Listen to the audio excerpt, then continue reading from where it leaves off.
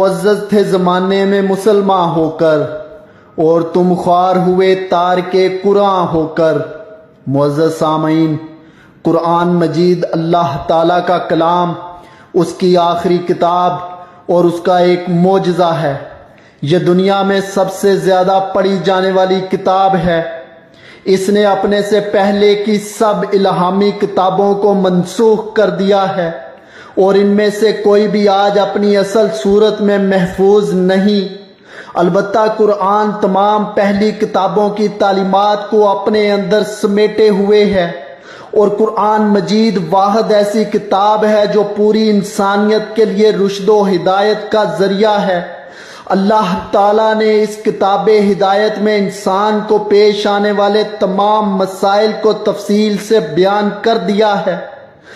ہم پہ دروازے کھلیں گے دانش و ادراک کے، ہم پہ دروازے کھلیں گے دانش و ادراک کے، ہو گئی جب آشکار حکمت قرآن پاک۔ میرے ذی شعور سامعین، قرآن مجید سینکڑوں موضوعات پر مشتمل ہے۔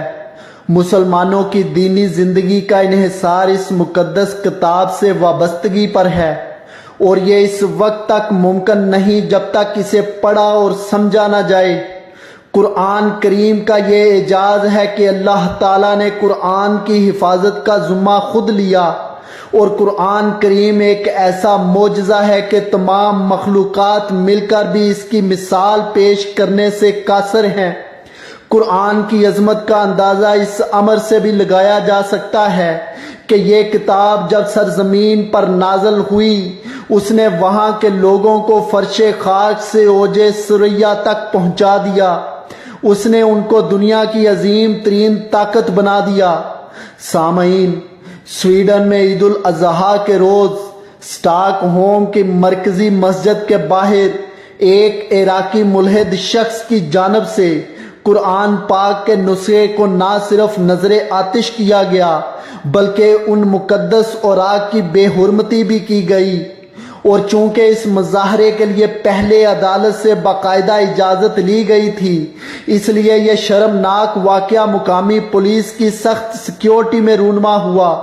اگر آپ کو یاد ہو تو جنوری میں بھی سویڈن ہی میں قرآن کریم کو نظر آتش کرنے کا واقعہ پیش آ چکا ہے، لیکن فرق یہ ہے کہ اس مرتبہ عدالت سے باقاعدہ منظوری لے کر یہ فعل کبھی کیا گیا ہے۔ اس سے پہلے سویڈن کی پولیس نے مسلم مخالف مظاہروں کے انعقاد کی کئی درخواستیں خارج کر دی تھیں، لیکن ایک مقامی عدالت نے پولیس کے فیصلوں کو یہ کہتے ہوئے مسترد کر دیا کہ وہ آزادی اظہار کی خلاف ورزی کر رہے ہیں، اور شہری کو اس عمل سے روک کر عدالت اس کے آزادی اظہار کے حق کو پامال نہیں کر سکتی۔ امریکی وزارت خارجہ کے ترجمان نے بھی اس بے حرمتی پر رد عمل دیتے ہوئے کہا کہ ہم یہ مانتے ہیں کہ اس مظاہرے کے لیے دیا گیا اجازت نامہ اظہار آزادی کی مکمل حمایت کرتا ہے۔ سامعین عالی مرتبت، قرآن کریم کی بے ادبی پر پاکستان سمیت دنیا بھر کے مسلم ممالک کو احتجاج ریکارڈ کرواتے ہوئے اب تک صرف مذمت ہی کرنے کی جرت ہو سکی ہے۔ البتہ مراکش اور اردن سمیت ایک دو اور ممالک نے سویڈن سے اپنے سفیر بھی واپس بلا لیے ہیں۔ یہ شخص جو خود کو ایتھیسٹ کہتا ہے، اس کا بنیادی مطالبہ ملک میں قرآن پاک پر پابندی لگانے کا ہے، اور انہی کوششوں کے متعلق مختلف چینلز کو آگاہ کرتے ہوئے اس نے اگلے چند روز میں قرآن پاک کی دوبارہ بے ادبی کرنے سمیت عراقی پرچم کو بھی نظر آتش کرنے کا بتایا ہے۔ اب ہمیشہ کی طرح سوال یہ پیدا ہوتا ہے کہ اسلامی تعاون کی تنظیم، جس میں دنیا بھر کے اسلامی ممالک شامل ہیں، وہ کیا کر رہی ہے؟ تو اطلاعاً عرض ہے کہ تنظیم نے بھی اس دل شکن معاملے پر فوری طور پر ہنگامی اجلاس طلب کیا، اور ہمیشہ کی طرح چائے پانی کے دوران مذمتی نوٹ جاری فرما کر اپنے اپنے محلوں میں آرام کے لیے تشریف لے گئے۔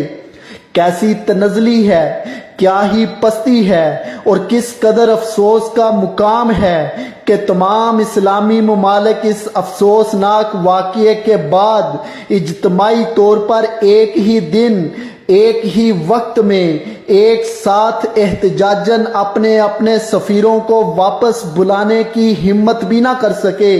اس طرح کے واقعات دیکھ کر حقیقی معنوں میں دل خون کے آنسو روتا ہے اور شدت سے احساس ہوتا ہے کہ مسلم حکمرانوں کی لالچ اور اقتدار کی ہوس نے دنیا بھر کے مسلمانوں کا تشخص اور اہمیت ہوا میں اڑا دی ہے، اور ذہن میں جواب شکوہ کے کئی اشعار گونجنے لگتے ہیں۔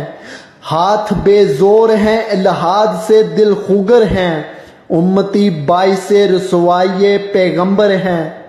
کون ہے تار کے آئینے رسول مختار، مصلحت وقت کی ہے کس کی عمل کا معیار۔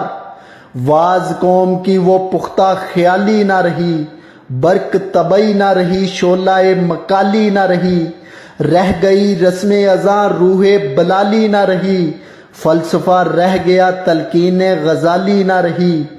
وضع میں تم ہو نصارہ تو تمدن میں ہنود، یہ مسلمان ہیں جنہیں دیکھ کے شرمائیں یہود۔ یوں تو سید بھی ہو، مرزا بھی ہو، افغان بھی ہو، تم سبھی کچھ ہو، بتاؤ تو مسلمان بھی ہو۔ میرے ذی شعور سامعین، میری تقریر سے یقیناً سویڈن پر کوئی اثر ہونے والا نہیں، لیکن اپنے خیالات شیئر کرنے کا مقصد محض اللہ کے حضور حاضری لگوانا تھا کہ کلام پاک کی بے حرمتی کے وقت اللہ کے عطا کردہ الفاظ اور آواز کا جتنا اختیار میرے پاس تھا وہ میں نے استعمال کیا۔ بے شک وہ ہمارے دلوں کے حال سے بخوبی واقف ہے۔ وہ